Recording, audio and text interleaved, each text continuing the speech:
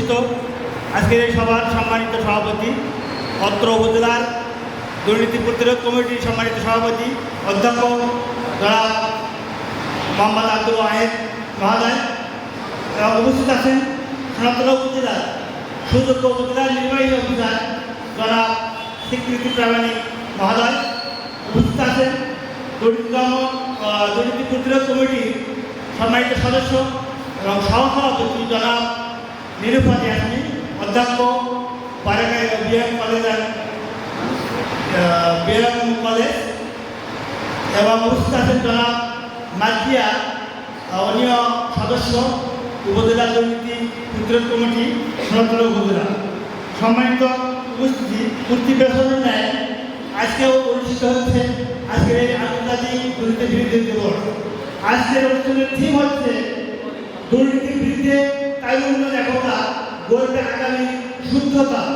আসলে আমি সংক্ষেপে বলতে চাই, দুর্নীতির বিরুদ্ধে তারুণ্য ঐক্য সমাজের অন্যতম শক্তিশালী অস্ত্র। তরুণদের মধ্যে রয়েছে পরিবর্তন আনার অদম্য উদ্দীপনা এবং নতুন আলোর স্বপ্ন। তারা ভিন্নভাবে কাজ করতে জানে, তারা ভিন্নভাবে পথ তৈরি করতে জানে। দুর্নীতিকে সমাজের প্রধান অন্তরায় হিসেবে বিবেচনা করলে দেখা যায় এটি উন্নয়নকে বাধাগ্রস্ত করে এবং সামাজিক ভারসাম্য নষ্ট করে। তাই দুর্নীতি মুক্ত বাংলাদেশ গড়তে তরুণদের ভূমিকা অপরিহার্য। তাদের শক্তি, তাদের জ্ঞান এবং নৈতিকতার প্রতি তাদের সম্মান সমাজকে সঠিক পথে পরিচালিত করতে পারে। যদি তরুণরা সংগঠিত হয়, সচেতন হয় এবং প্রতিবাদী মনোভাব ধারণ করে, তবে দুর্নীতি কখনই টিকিয়ে থাকতে পারে না।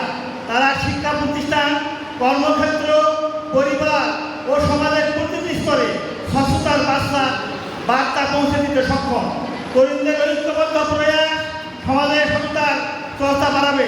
তারা হতে পারে অনুকরণীয় প্রজন্মের প্রতিনিধি। তাদের হাতেই গড়ে উঠবে একটি ন্যায়নিষ্ঠ আগামী।